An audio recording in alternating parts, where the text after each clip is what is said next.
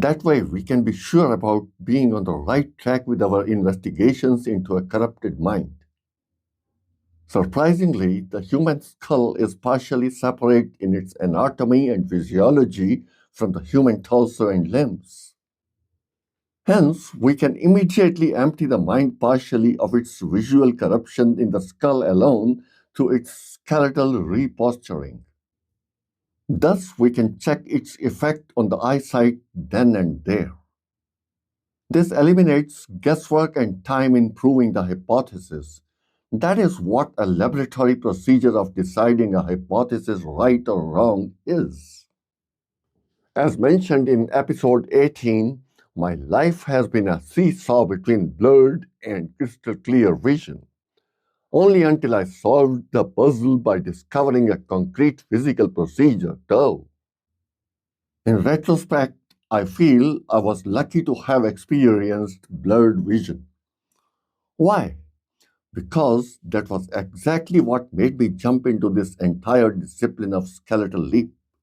At the same time, it also provided me with an instantaneous testing ground for my skeletal hypothesis in an absolutely tangible manner.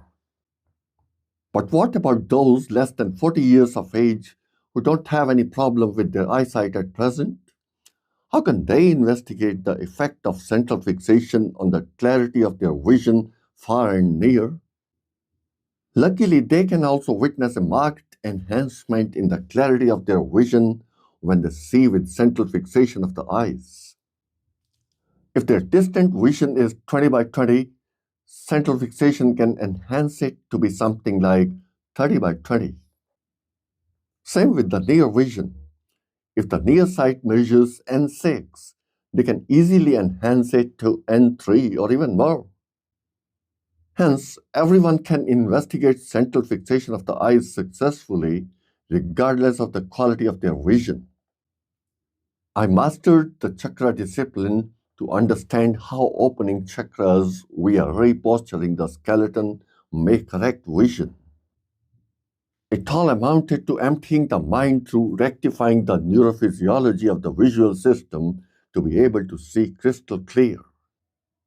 It took place via maneuvering the mandible, which is the only movable bone in the skull. The mandible is the jawbone forming the lower jaw and keeping the lower denture in place.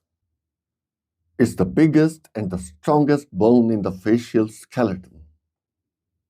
The mandible is connected to the temporal bones through temporomandibular joints.